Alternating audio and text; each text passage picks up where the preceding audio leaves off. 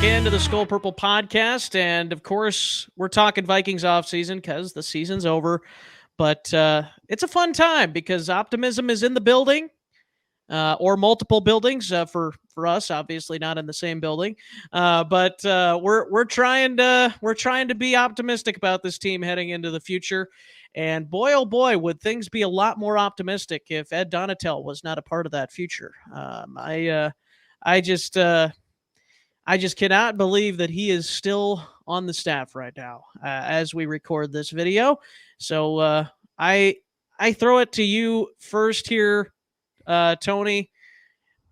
Do you think Ed is going to be fired? As you mentioned here in the bottom here, Kwesi Adofo-Mensah and Kevin O'Connell non-committal in regards to bringing Ed, or for that matter, any of the defensive assistants back in 2023, 2024. So I toss it to you, Tony. Is there any chance, and do you have any faith that if the Vikings did bring Ed Donatel back, that the defense would improve? Faith of improvement, not so much. I don't think I'd have too much faith or confidence in this group, being that much better next year if we continue with a similar scheme and a similar roster, especially on the defensive side of the ball. Certainly, we're going to get back a few pieces. I believe that Scene will be back, hopefully back from his, pretty brutal leg injury that he sustained. So hopefully we get him back in short order for next year. Andrew Booth Jr. will be back. So that'll be a positive for the defense, I think. But again, with these DBs, you want to give them exposure because, as we know, DBs tend to take a little while longer, especially ones not named Sauce Gardner, to develop. And so you want to give them that time. And because of the injuries, they weren't able to get really a full season under their belt, even if it's just practicing a full year, getting, first and second team reps, whatever it might be. So my opinion is that this could go two ways.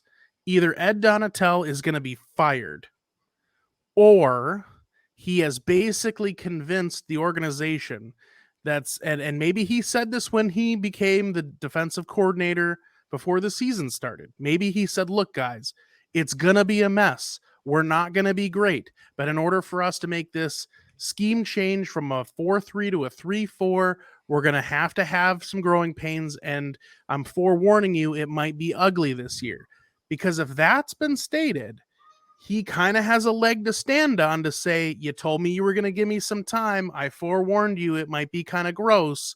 And they have been pretty open about the fact that this team is rebuilding. So if he has convinced them that more time is warranted, maybe they do bring him back. I don't know if I'm going to be happy if they do, but those are the two ways I could see this going. David? I don't think Ed's coming back, but I do think what Kwesi and KOC is doing is actually chess play. The season is not over yet. So the last thing you want to do with a new head coach and a new GM is start firing guys immediately after your loss. So you kind of want to wait till the actual league year or to a Super Bowl champion is crowned to actually start making moves. Because right now, what if the guy who you want to replace is actually still playing? You don't know that yet. And you don't want to have this hole on your staff for the next couple of weeks. So being non-committal is kind of a smart play. And I respect it from KLC and Cam, because it's like, we're running a new franchise here and I'm a new GM and I'm a new coach. How am I going to attract free agents and talented coaches if I'm just a fire sale after our first, playoff loss? Best thing for us to do is to kind of sit back and, read the mail and see what's out there. And the best time to do that is in the complete off season. You don't want to be like the Chargers, and just start cutting guys. And you don't do business that way. Well, let me ask you guys this question. And then maybe I'll be the little director of the show here for a second. Do Carson, it. I'll pitch it to you first.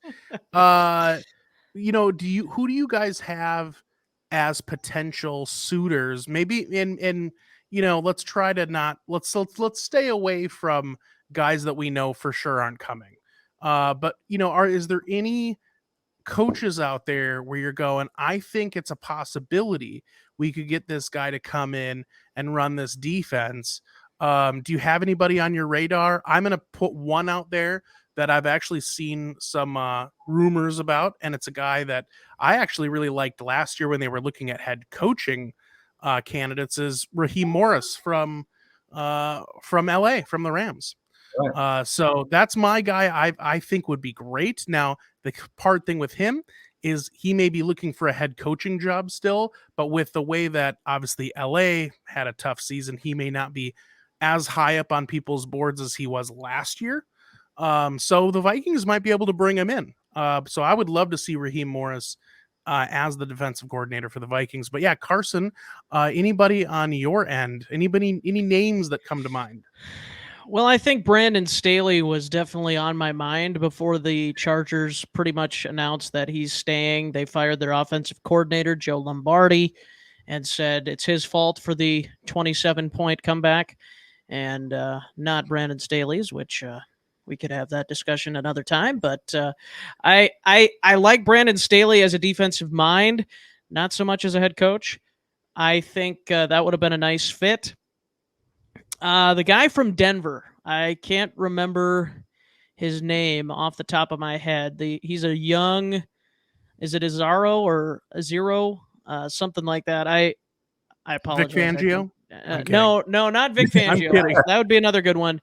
I apologize. I don't know the pronunciation, but very young, up and coming guy that was with Kwesi in San Francisco at one point, and also with Kevin O'Connell in Los Angeles as well at another point. So there's a connection there, and of course, there, as you mentioned, the idea of bringing in Vic Fangio.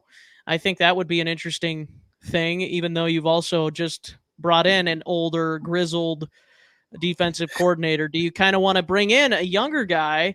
But there's also the idea, too, David, that, if you bring in one of these younger guys, they might be gone in a year or two. Yep. That's exactly my point with the younger guys is you bring a hot shot coordinator in there, you have a good season, he's gone the next year. And you have to rebuild that defense all over again. So I'm not saying you have to look at the old grizzled veteran, but you have to look. You need a nice median. You need somebody in between who probably had some head coaching experience. Maybe, but the guy I'm looking to, and I've thought of this the past couple of days, is Andre Patterson. Bring him back.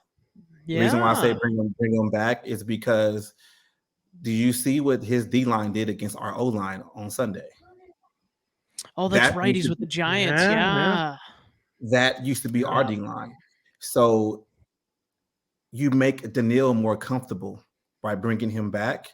And I'm not saying you go back to a 4-3 or whatever, but I just feel like Andre never really got his fair shake because of the whole nepotism with Zimmer and everything like that. So what I want the defense to do, I understand defense is about trust and familiarity. You bring Andre back, the defense might be able to trust each other again. And you might just be able to plug a couple of guys in there. I'm open to that. And he's kind of in between. He's never really had his fair shake as a coordinator. So that means he's not really looking to be a head coach anytime soon. So that's my pick because I want to make these players comfortable. And the way he, did Daniil Hunter and Erison Griffin and all those guys, like that's something that the Vikings have missed. So that's my pick.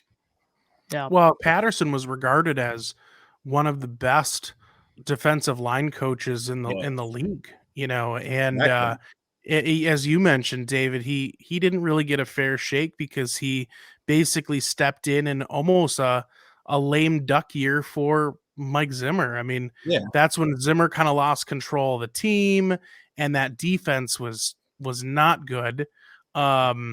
And you know, at the end of the day, he's a brand new. He got put in a kind of a bad position. So Right. yeah, that would be interesting.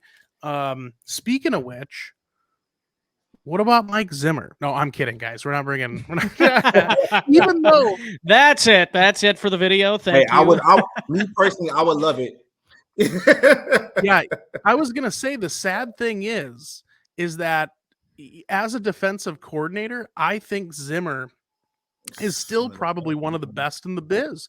The problem is he got a taste of the head coaching job, and it sounds like he, you know, and he's getting up there in age, and certainly, you know, not to bring the house down, you know, he's obviously gone through quite a bit over the last year. So I'm gonna guess he's probably focusing on his family and whatnot. But all that aside, I have always regarded Zimmer as an incredible defensive coordinator.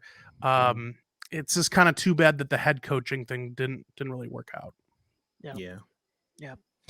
Well, I think that's going to do it for this video. We still got more videos coming, so stay right here to our Skol Purple Podcast YouTube channel. But, you know, if you have to get a drink or go to the bathroom, make sure to do that as well. But appreciate everybody for joining us. Make sure to like, subscribe, and join us for the next one. As always, Skol. Go.